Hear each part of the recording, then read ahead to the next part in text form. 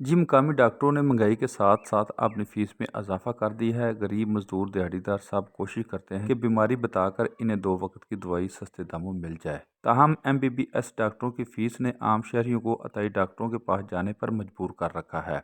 किसी भी अताई डॉक्टर के पास जाएं तो बीमारी बताकर दवाई मिल जाती है। 100 या 200 रुपये देने पड़ते हैं। अब मरीज की किस्मत के मर्ज नहीं या मरीज नहीं। आम लोगों के वसाइल में भी अतायत की बढ़ोतरी में मददगार साबित हो रहे हैं। हर मेडिकल स्टोर पर जो सेलमैन है वो खुद ही डॉक्टर बना बैठा है। शहरियों की अक्सरियत मेडिकल स्टोर पर बीमारी बताकर दवाई ले लेती है। मेडिकल स्टोरों पर एक्सपायरी तारीख की अदवाइयाँ धड़ल्ले से फरोख्त हो रही हैं। ड्रग इंस्पेक्टर की माहाना खिदमत में तमाम बुराइयाँ छुप चुकी हैं।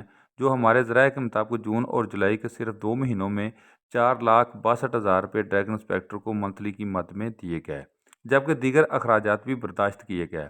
अतायत के फ़रोग के लिए और मेडिकल स्टोरों पर लूट खसूट के लिए हमारे ड्रग इंस्पेक्टर की खिदमत खुलेआम जारी है। कुछ स्टोरों पर आम कंपनी की अदवाइयात मल्टीनेशनल कंपनियों के मेयार के मुताबिक महंगे दामों फरोख्त हो रही हैं।